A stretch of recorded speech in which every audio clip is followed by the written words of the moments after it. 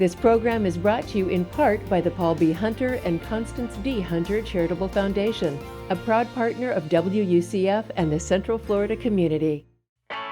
On this edition of Florida Road Trip, we visit a university built for the space age and rocketed into the future. Dr. Milliken, the first president of FTU, unveiled the Pegasus, which was our seal. Plus, we head into a tiny room with a big impact where 500,000 specimens are helping researchers worldwide. We are one of the largest database collections. And we'll take a joyful plunge into UCF's wildest tradition, one that started with a splash and turned into a legacy. I've heard lots of different stories. From laser labs to legacy ducks, Florida Road Trip is charging into the land of black and gold. Next stop, the University of Central Florida.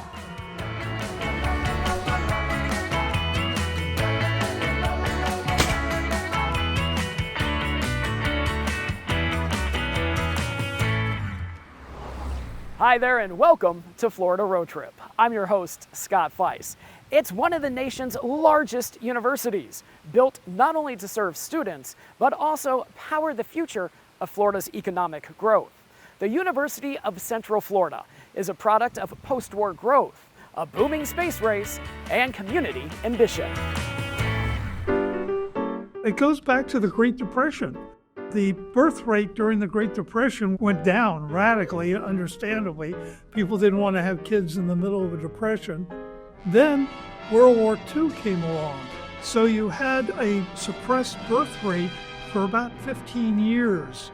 And now, after World War II, we have the post-war baby boom, the highest birth rate in our history, as couples finally want to have kids.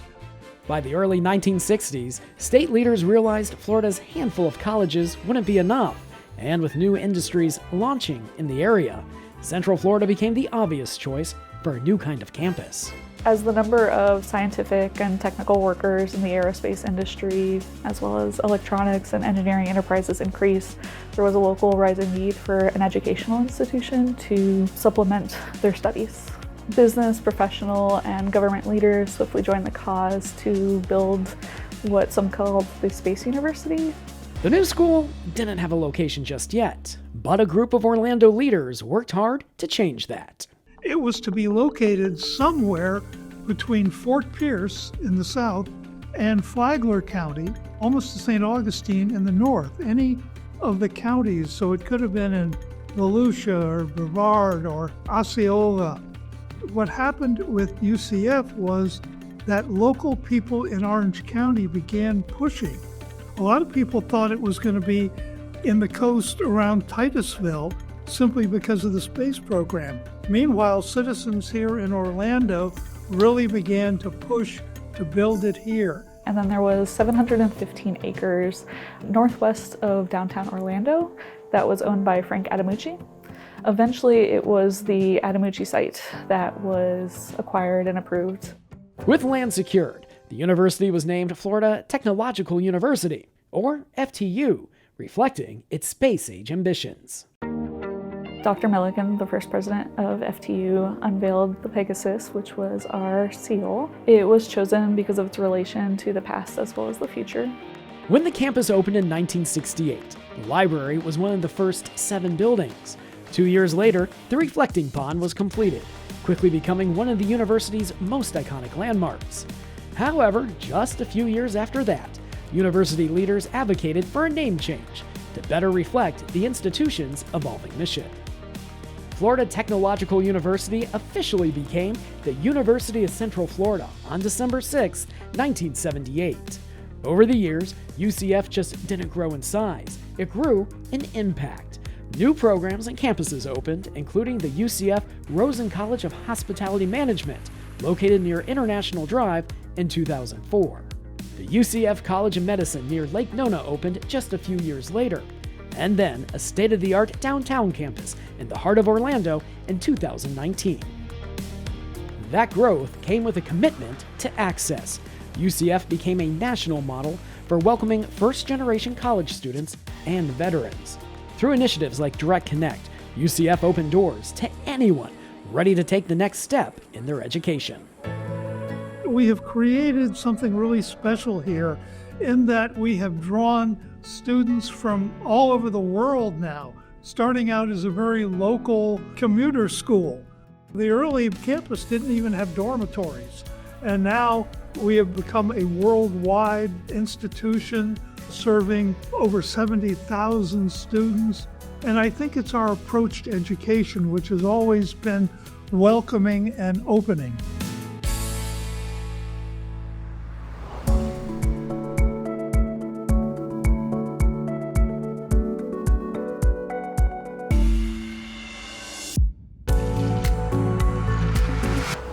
When you think of Florida and space exploration, Cape Canaveral may come to mind. But just 1 hour inland, the University of Central Florida has a deep connection to space. From its founding mission of supporting the space program to developing research on campus today, this is one university that has space in its DNA. Today, UCF is one of the nation's leading producers of aerospace graduates and home to the Florida Space Institute, a research powerhouse fueling lunar science and space technology right from Central Florida. The Florida Space Institute is a state-mandated institute to accelerate space research and education in Florida. And of course, since we're managed by UCF, also at UCF. And we have a lot of space research going on at UCF. I think now that UCF has grown to the size it's at by growing the undergraduate population, it is like kind of fulfilling its educational mission, educating the masses. Now it's switching a little bit to doing more research, becoming a top-tier research university. And part of that is growing the space research endeavor because we are the Space U, right? One of the most exciting parts of that mission is the Exolith Lab, where researchers simulate lunar soil and test technologies of tomorrow. Initially, there was a collaboration between the Planetary Science Group at UCF and a company that was really trying to go big in space dirt. And then the climate economically changed and they just left. But they had a bunch of equipment and location here in Orlando that they had started with us. And so they donated that equipment. And then the Florida Space Institute, we thought it would be too bad to lose all of that equipment. And together with faculty at the Planetary Science Group, the initiative to actually start making our own space dirt ourselves. To understand what it takes to build and survive on the moon, you first need to understand the moon's surface, and it's nothing like Earth. The difference is really that here on Earth we have an atmosphere, and Mars has an atmosphere too. And so these grains that are on Earth and on Mars, they're going to be rounder just because of the weathering that's happening, the wind, the water cycle. On the moon, it's very different. You don't have an atmosphere, so you get really jagged particles. That jagged lunar dust clings to surfaces, jams equipment, and behaves very differently than the round sand grains that we know from our beaches. The Exolith Lab reproduces this extreme environment. We studied what lunar soil is actually made of.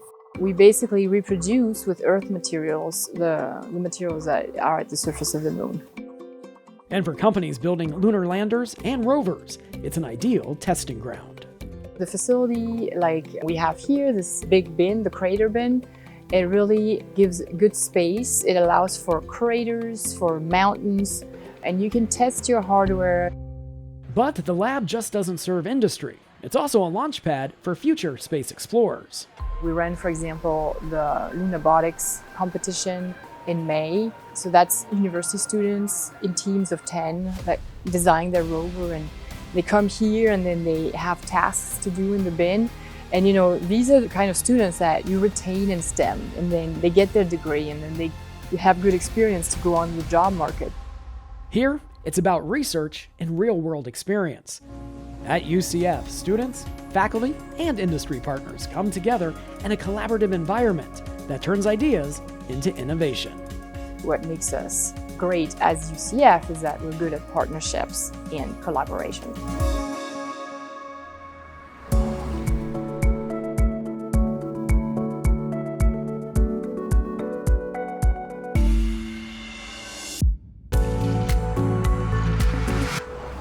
Just beyond the bustle of campus life awaits a hidden sanctuary that students, scientists, and nature lovers all come to explore. The UCF Arboretum is 850 acres of wild Florida right here in the heart of campus. The UCF Arboretum was started by a biology professor named Hank Whittier. Informally, he began constructing what is now the UCF Arboretum Park in 1968. Whittier's passion project began as a garden of exotic plants and then evolved into an educational hub, now recognized in the university's master plan. It provides a place to learn about UCF and Florida ecosystems and continues to offer hands-on learning opportunities. We have just recently formalized what we call our L by L program, or our Learning by Leading, where we have over 50 student interns right now and 20 part-time OPS student employees who help run many different facets of the program. These student-led teams work in everything from stormwater engineering to urban agriculture. It's a living lab that stretches beyond biology. As UCF continues to grow, the Arboretum stands as a reminder of what came before.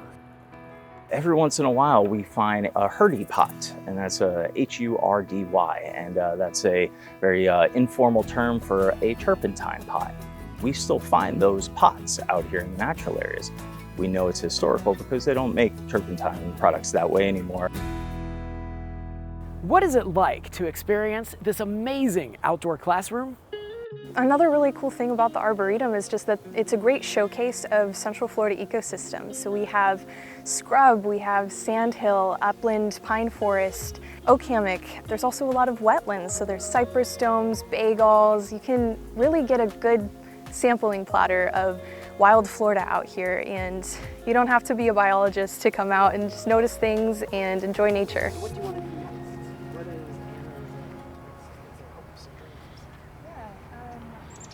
From towering pines to the smallest of pollinators, there's more taking place in Florida's ecosystem than meets the eye. Here at the UCF Arboretum, nature is showcased on a grand scale, but sometimes there is more happening on a smaller level. That's where the UCF Bug Closet comes into play. What began as a passion project here in a closet on campus has grown into one of the most amazing collections of insects in the Southeast United States. It started with a professor and a group of students. They were just collecting on campus. It was a process, but when they brought it back to a small closet, a very small space. This tiny closet expanded with room for plenty more specimens, each labeled with the date and place where it was found. We are at about 500,000 specimens now, so there's quite a lot. And that's just what we have database. There's much more on top of that it still needs to be processed. Inside the collection, you'll find everything from butterflies and beetles to wasps so tiny they can only be seen under a microscope. Thousands of specimens are carefully sorted and cataloged, each offering clues about Florida's insect life. Some are so common that they fill a jar. Any guesses what's hiding in this one? It's just a bunch of love bugs. This is a sample of like 1 week's worth of love bugs during the summertime. Beyond the scientific impact, the Bug Closet is also a place of transformation for both insects and people. I get groups of all different ages and sizes, and you get some of them that love bugs, and you get some of them who are really too big of fans of bugs. My favorite part is just being able to see them kind of inch their way into like, oh, maybe I do like bugs a little bit more afterwards.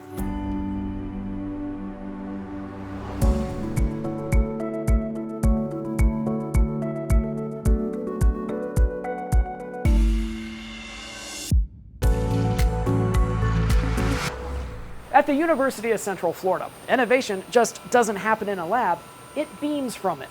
One of UCF's brightest success stories begins with one illuminating idea and a trailer full of lab equipment.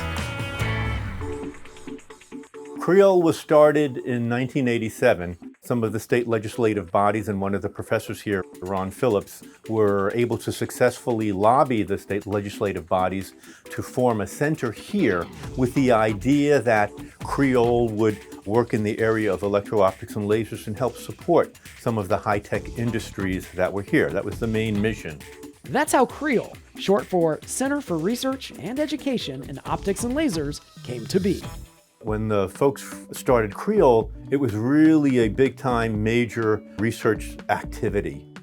Folks had come here with 18-wheeler trailers filled with laboratory equipment to do cutting-edge, state-of-the-art research, and that was typically not the modality that UCF was used to.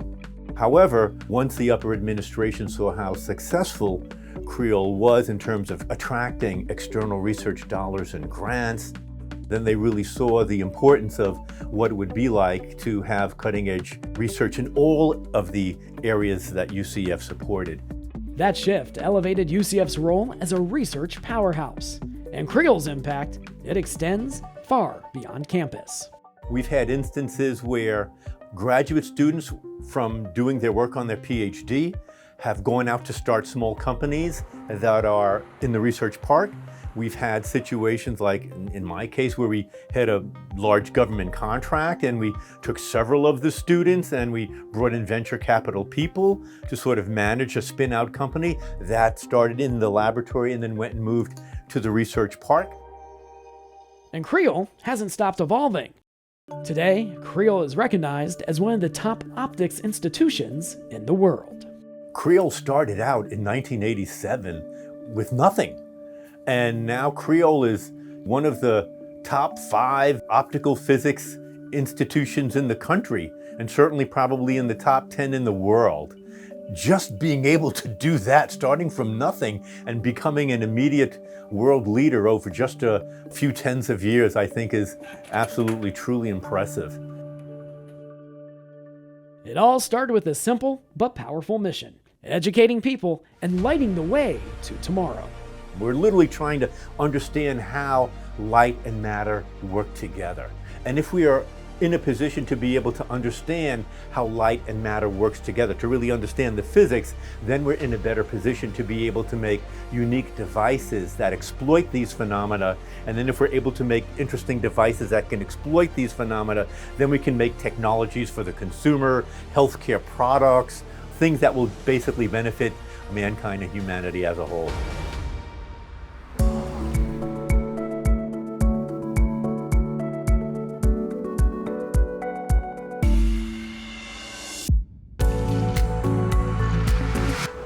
Although UCF might be one of the youngest schools in the Power 5, they've quickly built an identity that's armored, mythical, citrusy, and proud.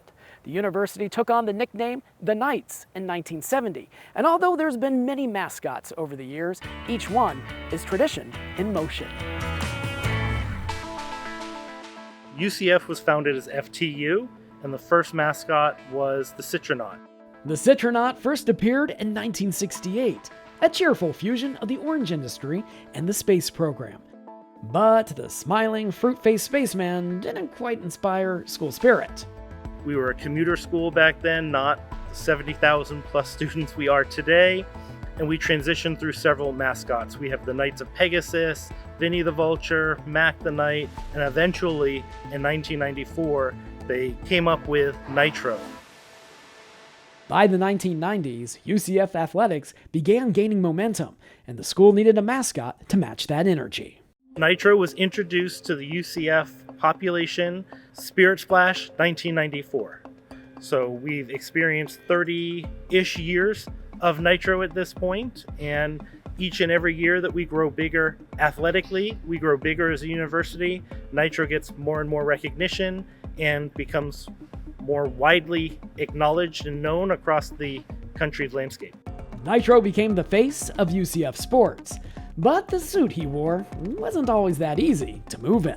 There's a few pictures out there of that today where you can still see how glittery he was, but that suit was almost 60 pounds and very difficult to do certain types of activities and things. As UCF's profile grew, so did Nitro's. In 2007, the school opened a new arena and a new football stadium, and reintroduced Nitro with a whole new look. our 4th generation suit that gives us the flexibility to do much more active things in suit. And that has been a great change to allow our marketing arm of the university to grow dramatically. Behind the scenes, Nitro is brought to life by a team of 12 carefully trained students, all of whom must move, pose, and dance in perfect unison. There's a lot of work so that you get a unified experience with Nitro regardless of who is in suit. And he doesn't go at it alone at football games. Fans cheer for a knight riding a real horse named Pegasus, closely followed by the most adorable 4-hoofed mascot of them all, Nugget as well. How do you not love a small little horse that runs around, and the fans get hyped up about that? Still, the past never disappeared. In recent years, the Citronaut has re-emerged, featured on Space Game jerseys and retro merchandise. I see the Citronaut resurgence as a way to reach back to our roots and show that we do have some traditions that we can be proud of, and he's kind of represented the space side of our university, but also have Nitro represent the current, the black and gold. Nitro has been a rock star of this university for a long time. It is exciting to hear the fans be excited for UCF, be excited for Nitro.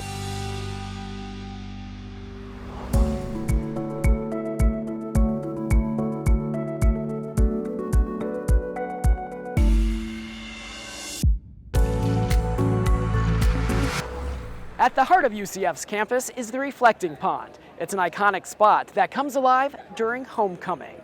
These students gathered hours in advance, all to experience the magic of Spirit Splash, a campus tradition that's gained national recognition. And all the waters are peaceful now. They're about to overflow with UCF pride.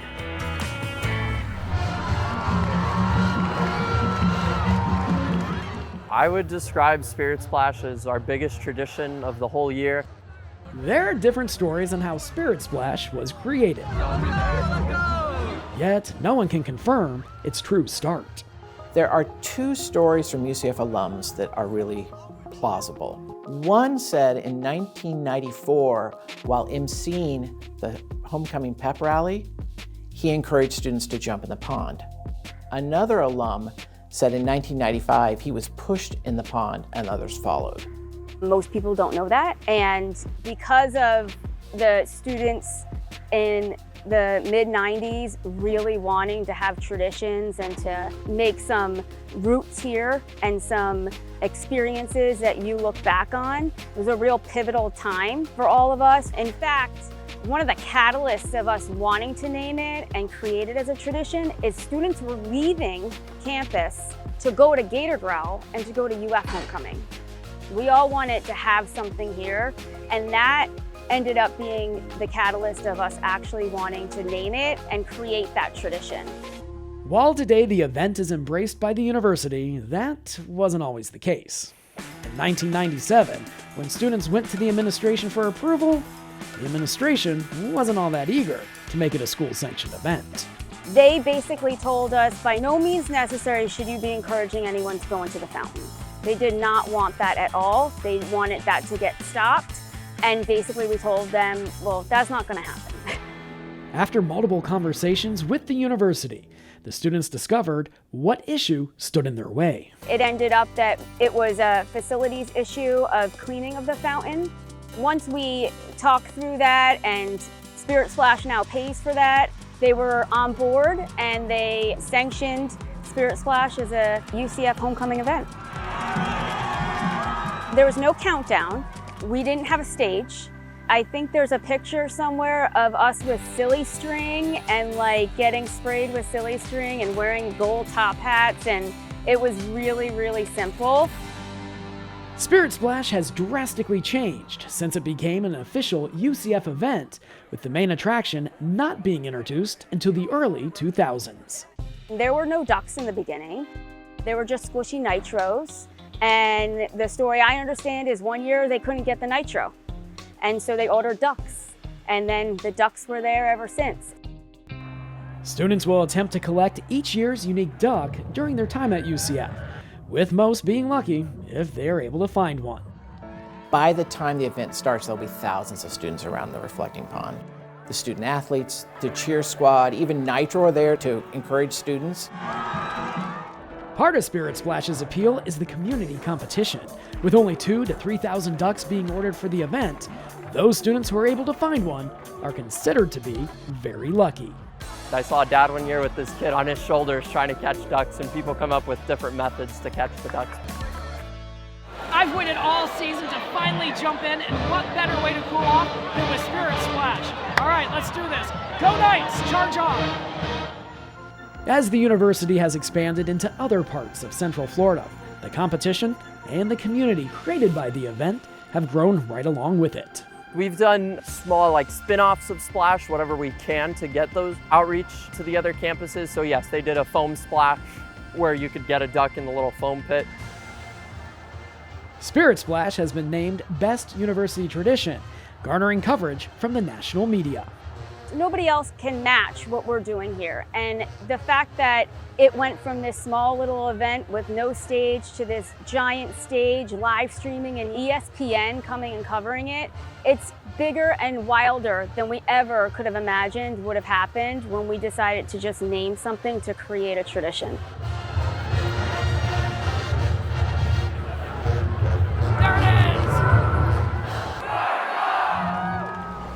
Well, that's a wrap from UCF, where discovery takes flight and every night is reaching for the stars. Thanks for joining us for Florida Road Trip. I'm Scott Feiss. We'll see you down the road. And until next time, safe travels, everyone. Oh, and one more thing. Go Knights, charge on.